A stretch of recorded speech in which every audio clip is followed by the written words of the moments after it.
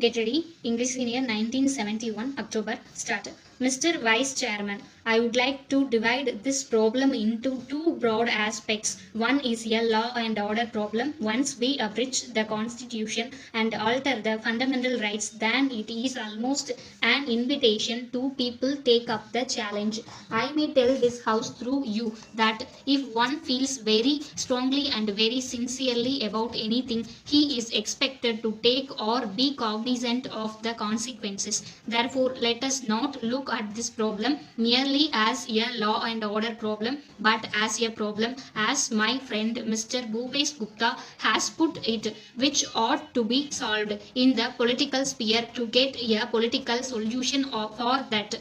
May I, with your permission, put to myself one question: what do I gain by standing alone in this house, expressing an unpalatable thing, knowing fully well that if I were to give up that unpalatable thing, you would take, every one of you would take me into your hearts?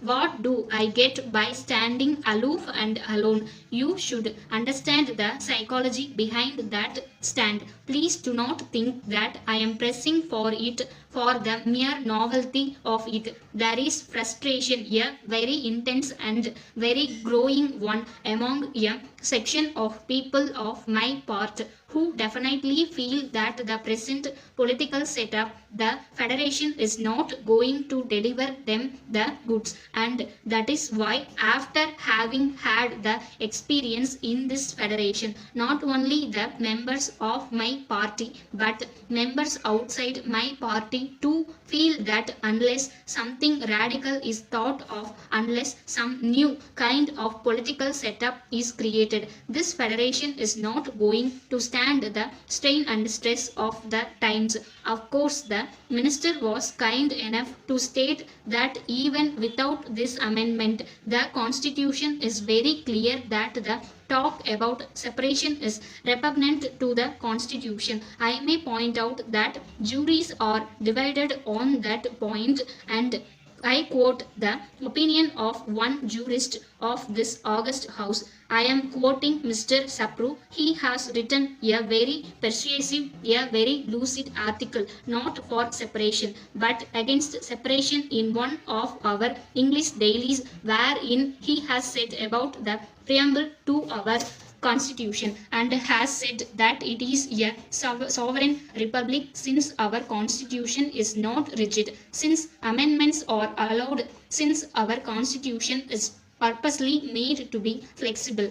Even an amendment to the preamble can be brought forward. Therefore, it does not matter much whether, as the minister has stated, the talk about separation is repugnant to the constitution, or as the jurist has pointed out, it is open to question. Apart from the constitution, it is a matter of conscience. You should think, every one of you in this house should think, as to why a particular section in this country feel in a way diametrically opposite to what everybody else feels. We could not have been peculiarly brought up in a different way. We could not have been unaware of the good influence that was being inculcated in this country. For the past 40 or 50 years, we heard Mahatma Gandhi talk about the Great Bharat. We have heard with thrill, as most of you have heard, about the oneness of this country. And yet, why is it that some of us feel that the present political setup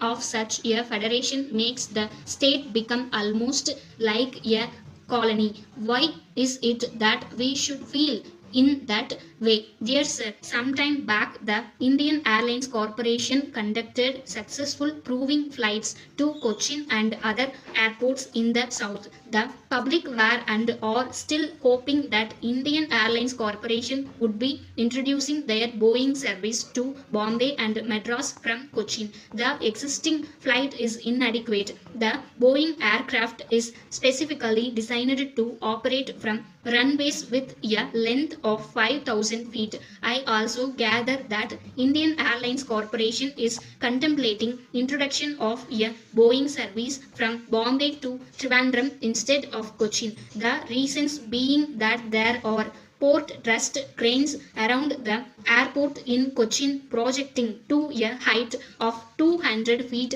and that the runway is not able to take the full weight of the Boeing aircraft. There is very great demand for seats to Cochin from Madras and other southern stations. It would be advisable for Indian Airlines Corporation to introduce direct non-stop Boeing services between Madras and Cochin. This service will ease a lot of pressure on the other flights going to Cochin through various points in the southern region. Further, since the obstacles of introducing Boeing service to Cochin and Coimbatore can be overcome by implementing the suggestion given above, this can be a forerunner for Indian Airlines Corporation to start a Boeing service to Cochin both by the clockwise and anti-clockwise route. I would very much like you to kindly consider my above suggestion. With kind regards, yours sincerely.